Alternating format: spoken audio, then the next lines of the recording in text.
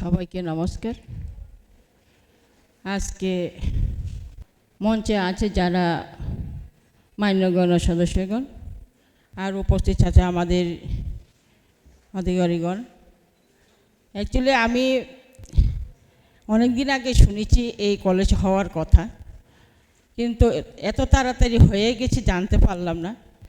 কিন্তু আমাকে চিঠি দিয়ে আসার পরে আমি চিঠি এক দুজনে দিয়ে আসার পরে আমি ভুলেই গিয়েছিলাম। কালকে ফোন করার পর কিন্তু আমার হঠাৎ করে ফোন পাওয়ার পর আমার কিন্তু একটা অবাক হয়ে গেল, আজ আমার তো যেতেই হবে। কিন্তু আমি এত ভাগ্যবান, আজকে এই কলেজের মধ্যে আমি এসে উপস্থিত থাকতে পেরে আমার খুবই আনন্দিত লাগছে। শহরের মধ্যে নতুন একটা সুন্দর আবারও একটা কলেজ হয়েছে,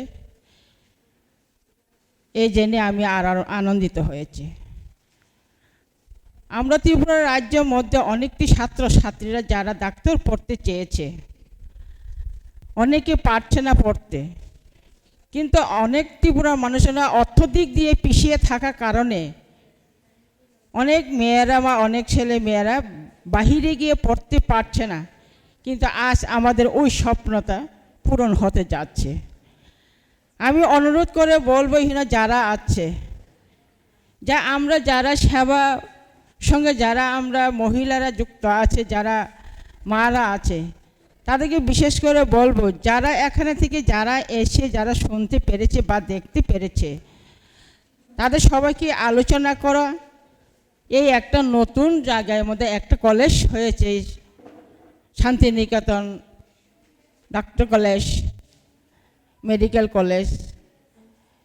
তো আস্তে আস্তে হবে, বেশি দিন লাগবে না। কিন্তু আমি সব কিছু জানাতে আমি আজকে শুনবো ওনারা কি বলছে, আমি দেখে যাব আছে কি প্রস্তুতিতে আছে। যদি আমাদের কাউন্সিলরের মধ্যে যদি কোনো কিছু দরকার হয়, আমরা অবশ্যই পাশে থাকব। তার জন্য আমরা দুই হাত বাড়িয়ে আমরা আপনার পাশে থাকতে চেষ্টা করব। আর বিশেষ করে মহিলাদের জন্য করেছি, তা আরও ভালো লেগেছে। আমি আর কিছু বলবো না, দুইটি কথা বলি আমার আজকে একটা বক্তব্য শেষ করছি। ধন্যবাদ।